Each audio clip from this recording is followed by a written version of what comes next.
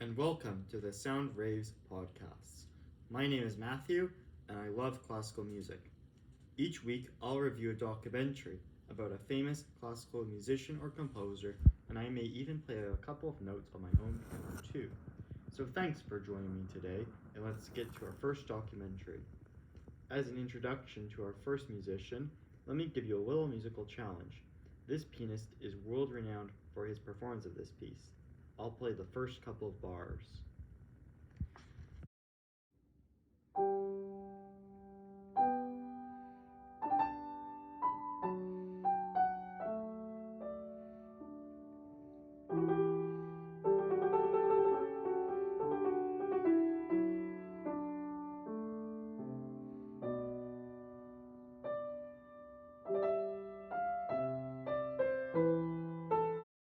I'm sure you guessed, the one and only Glenn Gould.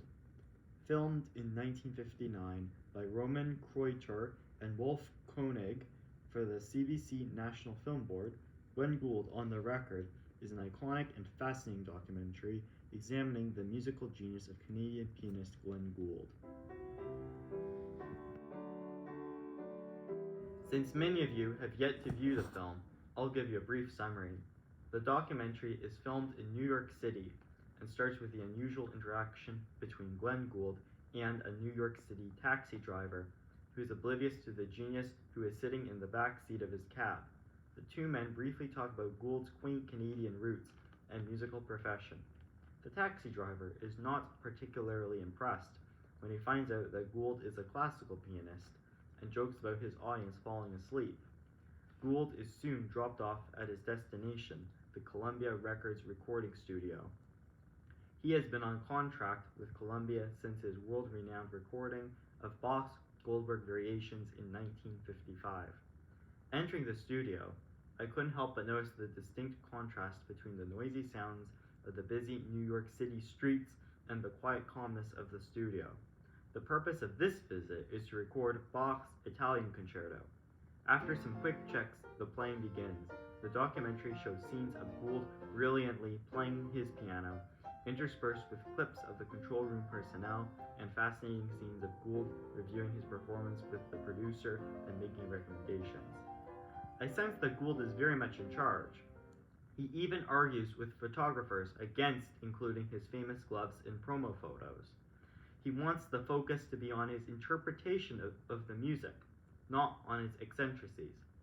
It also shows how down-to-earth he is, taking a break at a cafe with the producers and joking about how just a couple of years ago, he was an unknown small-town Canadian boy, and now he is famous and reading the stock market pages. Gould definitely shows pride in his Canadian roots. At the end of the film, Gould wanders around the studio and then squats above the floor, all the time listening and singing to his last take, making certain that everything is up to his exacting standards. You could tell that everyone is relieved when Gould finally says that the recordings are done and it has been a good week. Even though the film is over 60 years old, I feel as if it could have been made yesterday. Being filmed in black and white, it highlights fantastic close-ups that allow you to notice the little details, like a band-aid on Gould's index finger, and the intense expression on his face as he plays. I almost feel that color would distract me and cause me to lose focus on Gould's unique mannerisms and all the sounds in the environment. Lack of color gives a more intimate atmosphere, and I almost imagine that I could be right in the room with Glenn Gould.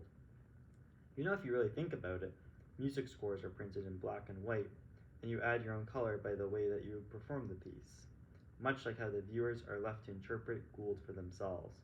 The fact that there is very little narration creates an even greater feeling of intimacy with the famous musician. I was able to create my own impression of Gould based on observing him perform on his piano, listening to his music, hearing his voice, and considering the comments of the studio employees. My impression is that he is a man whose brain never stops thinking. The film does a wonderful job at revealing Gould's artistic genius.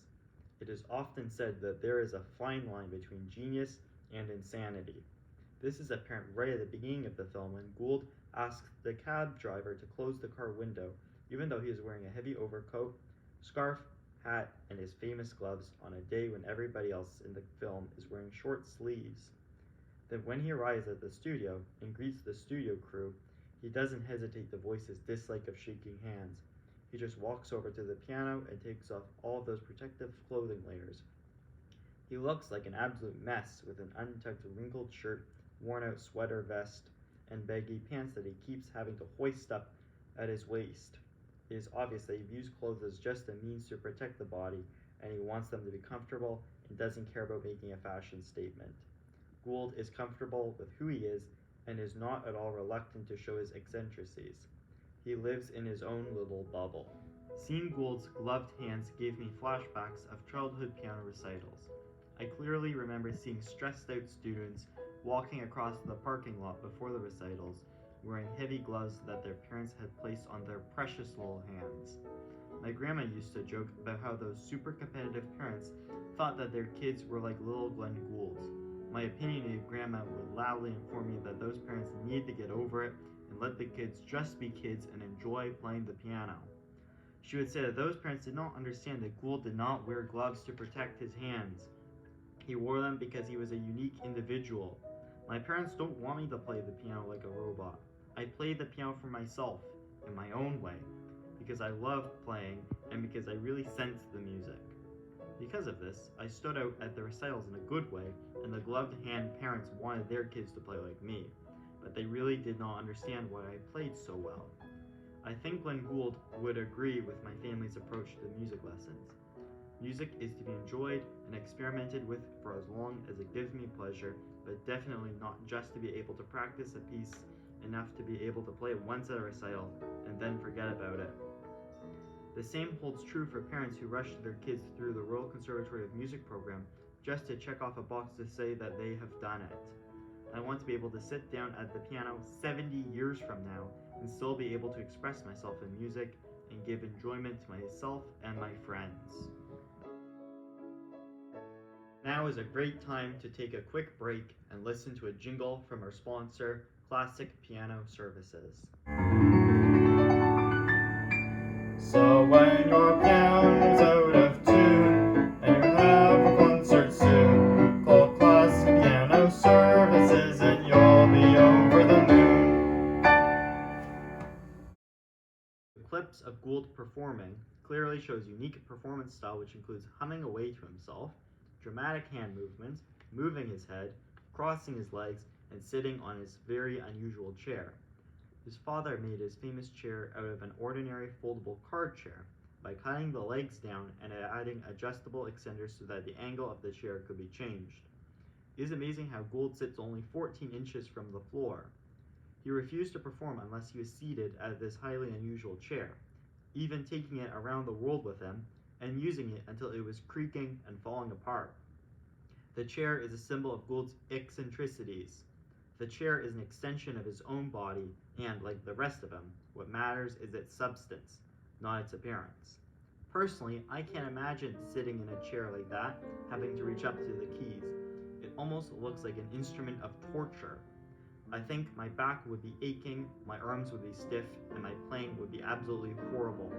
I would lose my concentration. Gould was a perfectionist, and this was evident in the film when it took at least 15 takes until he was satisfied with his version of the second movement. This quest for perfection caused him to prefer to record his performances in a studio as opposed to performing in front of a large audience. He thrived in the isolation of the recording studio. This way, he could listen to his recordings with great care and keep playing each piece over and over again until it sounded perfect in his own mind. Gould was not like musicians today that rely on sound engineers using sophisticated computer equipment to correct mistakes and artificially create a superstar. He became a musical superstar because of his own internal motivation to be perfect, and he felt that the studio was the best place to achieve this. In fact, Gould stopped performing in concert halls in 1964, just a couple of years after this documentary. Personally, I love to perform in front of a live audience. The atmosphere gets my adrenaline going and encourages me to perform at my very best level, both technically and emotionally. I sense the aura of the audience and their responses to me, and this helps reveal to me things that I need to improve. It also makes me feel great when the audience applauds. I think that other musicians feel the same as me. but Gould was very unique, and he was really playing for himself, not the audience. Gould's popularity as a musician goes far beyond his technical perfection. His appeal is also based on the fact that he performed pieces the way that he perceived them to be perfect at that particular moment in time. He was constantly reinterpreting each piece. In the recording studio, he would experiment and change the way he played a piece many times until he found a version that he liked. He did not care about how the piece was supposed to be traditionally played in terms of dynamics and tempo. In his genius mind, he manipulated the music without the need for a score to be in front of him. His brain was like a mini computer. Now another quick break from another sponsor, Scores Galore. Take it from me, it is definitely the place to visit for that impossible to find manuscript or score. When you're looking for a score, can't find it in the store, call Scores Galore, they've got so much more. When I watched the clips of Gould sitting slouched in the control room, I felt the urge to stop and figure out Gould's age at the time of filming, only 27 years old, and already this talented and famous.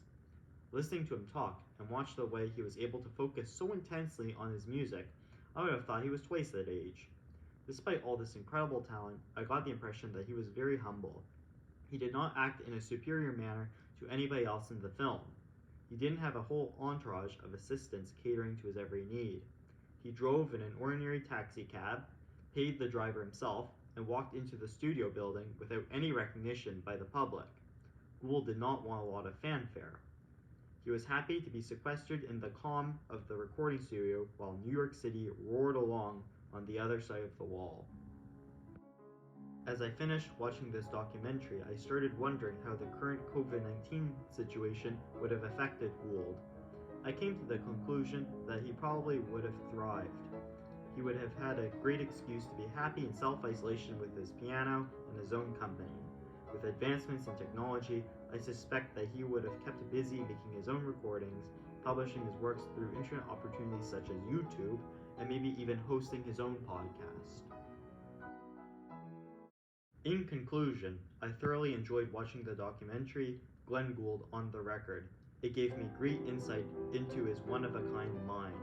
I doubt that there will ever again be a classical pianist who displays such incredible skill and talent at playing the piano, as well as possesses the courage to manipulate traditional music into his own very unique visions. Please tune in next week for my next installment of Soundraves Podcast.